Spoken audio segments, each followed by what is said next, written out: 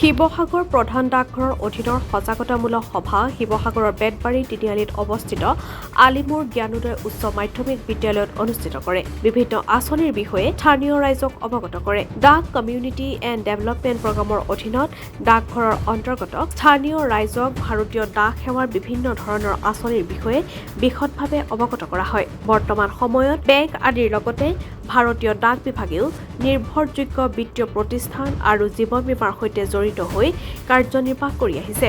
ডাক বিভাগৰ সৈতে জড়িত হৈ কেনেদৰে ৰাইজৰ উপকৃত হ'ব পাৰে তাৰ বিষয়ে ডাক বিভাগৰ হৈ অপূৰ্ব বাগচি, ডাক পৰিদৰ্শক আৰু মৃণাল বৰঠাকুৰ, ডিমৌ ডাকঘৰৰ উপ ডাকপালৰ লগতে বহু ডাকঘৰৰ কৰ্মী উপস্থিত থাকি ৰাইজৰ আগত বিশদভাৱে বক্তব্য দাঙি ধৰে।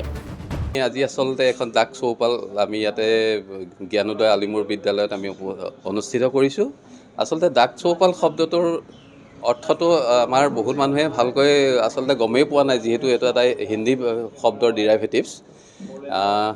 একচুৱেলি ডাক চৌপাল শব্দটো আহিছে আমাৰ ডাক বিভাগৰ বিভিন্ন সজাগতাৰ বাবে আমি সৰ্বসাধাৰণ মানুহক আমি অৱগত কৰিবৰ বাবে আমি এটা পতা অনুষ্ঠান। এই অনুষ্ঠানত আমি আমাৰ বিভিন্ন স্কিমবিলাকৰ বিষয়ে আমি আমাৰ সৰ্বসাধাৰণ ৰাইজক অৱগত কৰিম। ইয়াতে সকলোতকৈ ডাঙৰ কথা হৈছে কি আমি যি বিভিন্ন আঁচনিৰ জৰিয়তে আমি আমাৰ সৰ্বসাধাৰণ ৰাইজক আমাৰ সেৱা আগবঢ়াইছোঁ, সেই সেৱাখিনি হৈছে ছেভিং স্কিম। ছেভিং স্কিমখিনিৰ ভিতৰত আমাৰ প্ৰথম ছেভিং স্কিম হৈছে আমাৰ SB একাউণ্ট। এই SB একাউণ্টত আমি বৰ্তমান 4% ইণ্টাৰেষ্ট প্ৰদান কৰি আহিছোঁ।